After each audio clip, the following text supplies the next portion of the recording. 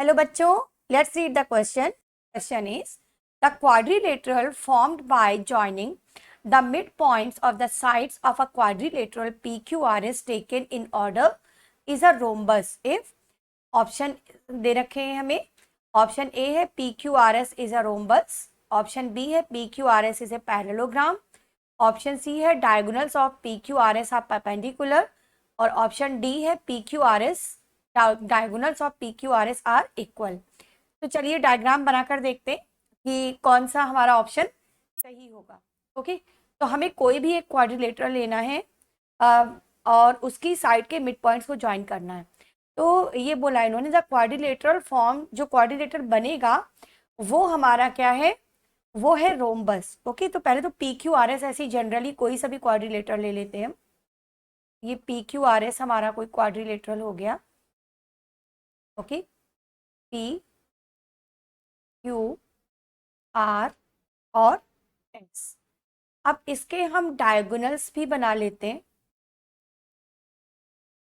हमने डायगोनल्स भी बना ली क्योंकि डायगोनल्स का रेफरेंस भी दे रखा है क्वेश्चन में कि लास्ट वाला जो पॉइंट डी है उसमें हमको देखना है कि डायगोनल्स इसके इक्वल हैं या नहीं.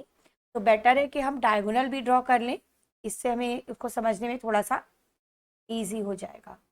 तो ये डायगोनल हो गए और मिड पॉइंट्स लेने हैं साइड्स के. ये मिड पॉइंट्स हो गए ए बी सी डी. अब ए बी सी डी को ज्वाइन कर लेते हैं और ये जो ए बी सी डी बना है ये रोम्बस है. Okay, A B C D ये जो क्वाड्रिलेटरल बनने जा रहा है ये होगा हमारा रोम्बस. रोम्बस मीन चारों sides equal, okay, opposite sides parallel. और तो ये हमारी प्रॉपर्टीज है रोम्बस की जो हम यहाँ पर यूज कर सकते हैं. तो सबसे पहली बात, ए बी सी डी यहाँ पर है rhombus. A B C D is rhombus और ये ए बी सी और डी ये सारे के सारे मिड पॉइंट्स हैं क्वेश्चन के अकॉर्डिंग. तो अब अगर यहाँ पर हम मिड पॉइंट थ्योरम अप्लाई करें तो ट्राइंगल PSR में देखिए, इन ट्राइंगल PSR बी और ए मिड पॉइंट्स हैं. B and A are mid points. तो मिड पॉइंट थ्योरम ये कहती है कि किसी भी ट्राइंगल के किन्हीं दो साइड के मिड पॉइंट्स को ज्वाइन करने वाली जो लाइन होती है वो थर्ड साइड के पैरेलल होती है और उसकी हाफ होती है. ठीक है, जैसे कोई भी ट्राइंगल हमारे पास है ABC सपोज कर लीजिए, ये मिड पॉइंट्स को ज्वाइन करने वाली लाइन अगर PQ है तो PQ पैरेलल होगी BC के और PQ हाफ होगी BC के. ये होती है मिड पॉइंट थ्योरम. PQ है हमारी BC की हाफ. ओके, तो ये थ्योरम हम यहाँ पर अप्लाई करेंगे. PQ is half of BC. तो इस थ्योरम को अगर हम अप्लाई करें अपने इस ट्राइंगल PSR में तो हम कह सकते हैं कि AB हाफ होगी PR के, AB हाफ होगी PR के. और बिल्कुल इसी तरह से ये जो AD है, AD हाफ हो जाएगी QS के, AD हाफ हो जाएगी QS के. भाई AD जो है वो QS की हाफ हो जाएगी. ठीक है, और AB और AD दोनों बराबर हैं क्योंकि ABCD रोम्बस है और रोम्बस की चारों साइड्स क्या होती हैं, इक्वल होती हैं. But AB and AD are equal because ABCD is rhombus. Okay, ABCD rhombus है, उसकी सारी साइड्स इक्वल है तो AB और AD बराबर हो गई. और AB को हम लिख सकते हैं 1/2 PR और AD को लिख सकते हैं 1/2 QS. ओके, तो अब यहाँ पर हम क्या कर सकते हैं, ये 1/2 हम कर सकते हैं कैंसिल. 1/2 दोनों साइड से अगर हम कैंसिल कर देंगे तो PR बराबर आ गया किसके, QS के. PR बराबर आ गया QS के. तो ये PR और QS ये हो गया डायगोनल PQRS के. तो इसका मतलब ये हुआ कि डायगोनल्स हमें इक्वल मिल गए. इसका मतलब क्या हो गया कि diagonals of PQRS are equal. तो इसके अकॉर्डिंग, तो ये जो डिस्कशन हमने किया इसके अकॉर्डिंग तो हम ये कह सकते हैं कि हमारा ऑप्शन नंबर डी सही है ना। लेकिन और ऑप्शन भी एक बार हम डिस्कस कर लेते हैं। सबसे पहले ऑप्शन नंबर ए में है कि PQRS एक रोम्बस बोला इन्होंने। तो PQRS रोम्बस होने के लिए तो सारी साइड्स इसकी इक्वल होनी चाहिए, है ना। रोम्बस होने के लिए सारी साइड्स इक्वल होनी चाहिए। और रोम्बस के जो डायगोनल्स होते हैं हमारे, रोम्बस के जो डायगोनल्स होते हैं वो 90 डिग्री पर बाइसेक्ट करते हैं। तो PQRS के डायगोनल्स अगर 90 डिग्री पर बाइसेक्ट करेंगे तभी हम कह सकते हैं कि ये रोम्बस होगा। तो देखते हैं कि क्या ये 90 डिग्री पर बाइसेक्ट करेंगे।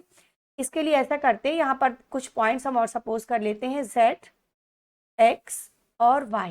ओके, अब ये देखिए, ये जो AX है, अगर हम AX को देखें तो AX और ZY पैरेलल है। AX पैरेलल है ZY के। AX ZY पैरेलल हम क्यों कह सकते हैं? क्योंकि ये जो हमारा AX ZY है, AX ZY एक तरह से पैरेललोग्राम है। पैरेललोग्राम इसलिए है क्योंकि ये जो लाइन AD है, AD पैरेलल है किसके? AD पैरेलल है SQ के।